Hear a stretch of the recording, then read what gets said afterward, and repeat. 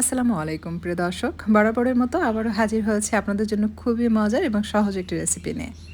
যারা আমের আচার খেতে খুব পছন্দ করেন তারা এই রেসিপি ফলো করে একবার আচার বানিয়ে দেখতে পারেন, খুবই মজার হবে খেতে। পাশাপাশি এই আচারটা কিন্তু আপনি 1 বছর পর্যন্ত রেখে খেতে পারবেন, অর্থাৎ আগামী আমের সিজন আসা পর্যন্ত এই আচার রেখে দিতে পারবেন, নষ্ট হবে না। তাই বলবো না যে রোদে শুকানোর ঝামেলা নেই, একটু কষ্ট করতে হবে, তাহলে আপনি দীর্ঘদিন রেখে খেতে পারবেন। আর এই আচারটা কিন্তু খিচুড়ি বলেন বা এমনি এমনিও খেতে এতটাই মজার যে যখন আপনি তৈরি করে খাবেন তখন বুঝতে পারবেন। আচার বানানোর জন্য প্রথমে আচারের মশলা তৈরি করতে হবে। এর জন্য পরিমাণ মতো সরিষার তেল নিয়েছি। তেল হালকা গরম হলে অ্যাড করলাম 1 চা চামচ পাঁচফোড়ন। পাঁচফোড়ন দিয়ে তেলের সাথে মিশিয়ে নিচ্ছি। এখন দিয়ে দিচ্ছি রসুন কুচি, কোয়ার্টার কাপ, অর্থাৎ 1 কাপের 4 ভাগের 1 ভাগ।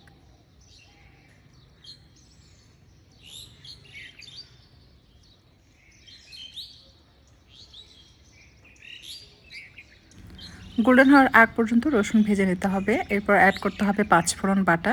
আমি পাঁচফোড়নের সাথে কিছুটা সাদা সরিষা মিক্স করে বেটে নিয়েছি। এখানে পাঁচফোড়ন এবং সরিষা বাটা রয়েছে 2 টেবিল চামচের মতো।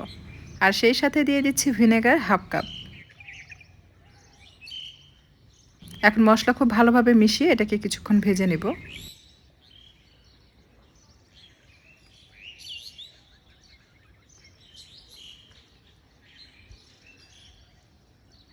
এখন দিয়ে দিচ্ছি 2 টুকরা দালচিনি, সাথে দিয়ে দিচ্ছি ধনিয়ার গুঁড়া 1 চা চামচ, মরিচের গুঁড়া 1 চা চামচ এবং সেই সাথে দিয়ে দিব আদা রসুন বাটা। এটা আমি 1 চা চামচ ভর্তি করে দিয়েছি। স্বাদ মতো লবণ দিয়ে দিলাম। এখন সব মশলাগুলো একসাথে মিশিয়ে বেশ কিছু সময় ধরে নেড়েচেড়ে কষিয়ে নিব।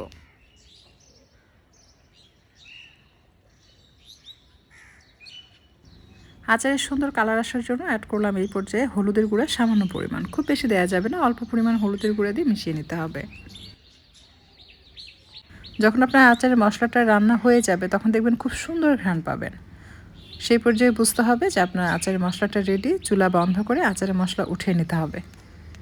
এই মশলা আমরা আচারের নিচে এবং উপরে দিব, এতে করে আমাদের আচারটা সহজে নষ্ট হবে না। অনেকে বলে যে আপু আচারের নিচে থেকে ফাঙ্গাস পড়ে বা উপরে ফাঙ্গাস পড়ে, সো এই তেল মশলাটা আপনি ব্যবহার করলে আচারের স্ট্রং ফ্লেভার পাবেন, পাশাপাশি আপনার আচারটা কখনোই নষ্ট হবে না উপরে বা নিচে থেকে। আমি এখানে স্বাদমতো চিনি দিয়েছি আর সামান্য লবণ দিলাম, আর নিয়েছি আমের শুটকি।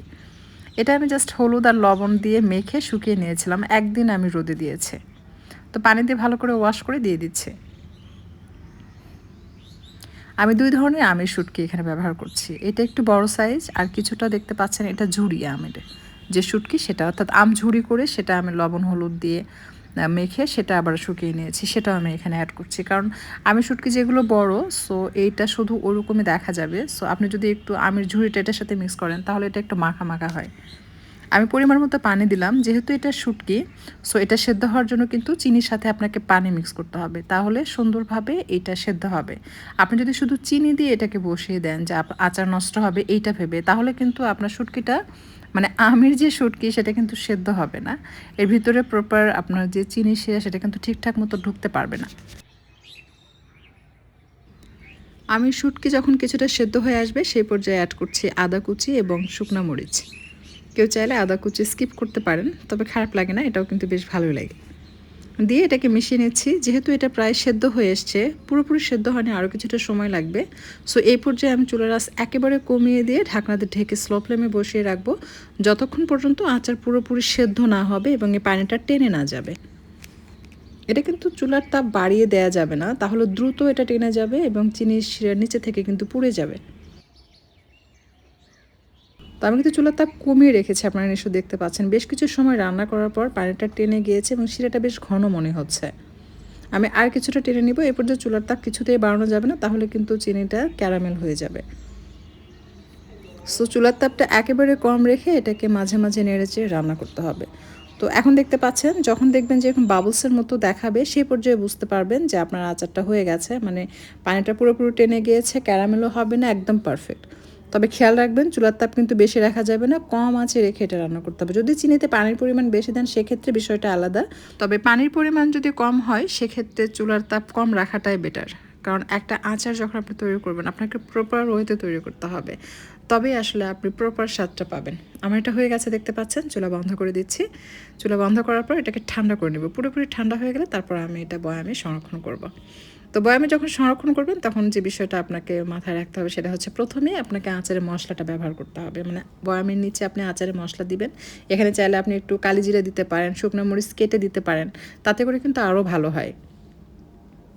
এখন দিয়ে দিচ্ছি সেই আমের শুটকির আচার। এই যে এটার মধ্যে তেল মশলা দিয়েছি না, এটার জন্য কিন্তু এত ভালো লাগে যে আপনি আচারের যে মানে সুঘ্রাণ সেটা কিন্তু এই আচারে ভরপুর থাকে। আর এটা যে তেলে ডুবে থাকবে, এটার যে তেল সেটাও কিন্তু আপনি খিচুড়ির সাথে খেয়ে খুব মজা পাবেন। আর তেলটা কিন্তু কখনো ঠান্ডা দেওয়া যাবে না, তেল প্রথমেই গরম করবেন, তারপর সেটাকে ঠান্ডা করে এখানে অ্যাড করবেন। আমি তো তেল মশলা যতটুকু ব্যবহার করেছি তাতে কিন্তু আপনার বয়ামে তেল হবে না, তেল পরবর্তীতে আবার আপনাকে গরম করে বয়াম ভরে দিতে হবে। তো আমি ছোট্ট একটা বয়ামে রেখেছি, আমার অর্ধেকটা এমনিই খেয়ে শেষ হয়ে গিয়েছে। বাকি যে আচারগুলো ছিল সেগুলো আমি আপনাদেরকে বয়ামে সংরক্ষণ করে দেখালাম। এই যে আচারের মশলা রয়েছে, এই আচারের মশলা দিয়ে কিন্তু আপনি চাইলে আচারের মেয়োনেজ তৈরি করতে পারেন।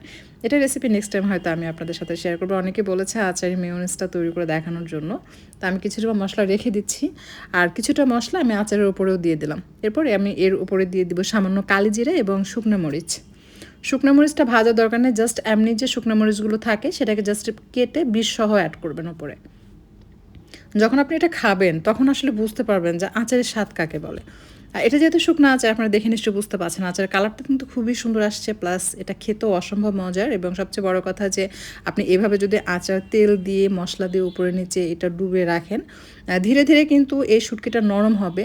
আপনি যখনই আচার দিবেন সাথে সাথে খাবেন না, এটাকে বেশ কিছুদিন রাখবেন তেলের মধ্যে ভিজে, ধীরে ধীরে এই আচার যেটা শুটকি সেটা নরম হয়ে আসবে, তারপর আপনি পরিবেশন করবেন। অবশ্যই মাঝে মাঝে রোদে দিবেন, আর যখন খাবেন তখন রোদে দিয়ে গরম করে তারপর আচারটা খাবেন।